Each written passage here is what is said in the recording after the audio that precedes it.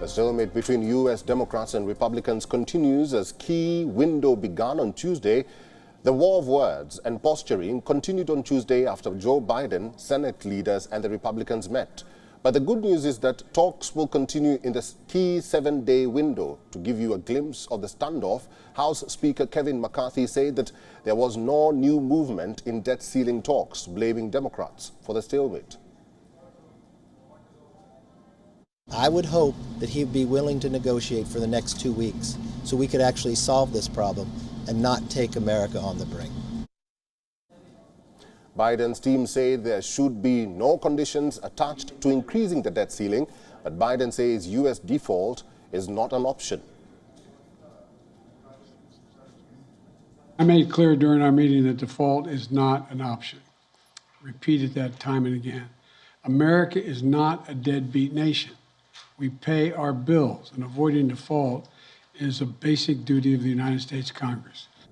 The president said he may call off a trip to Asia later this month if an impasse with Republicans over the U.S. debt limit is not resolved. Biden told reporters after a meeting with top congressional Republicans, if somehow we got down to the wire and still haven't resolved this, I will not go. If Congress fails to resolve the deadlock, investors fear of a first U.S. default as early as June 1st.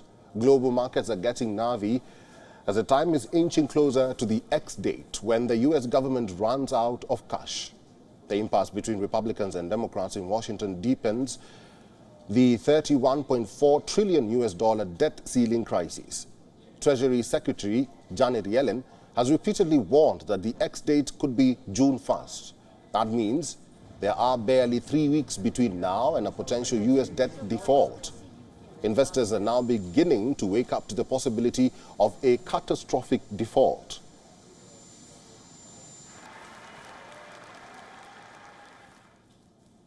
Our correspondent Susan Teherani has sent us this report from New York.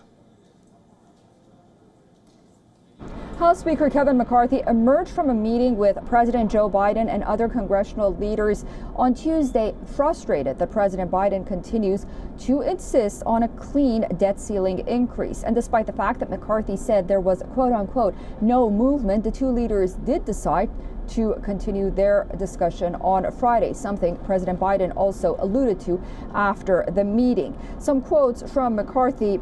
Quote, the progress that was made was that we were actually able to meet. Remember, the two leaders had not sat down for a meeting regarding the debt ceiling since February. McCarthy also said that he would hope that President Biden is willing to negotiate and not take America to the brink. On the other side, Minority Leader Chuck Schumer said that he was willing to negotiate on spending, however, separately from the debt ceiling issue.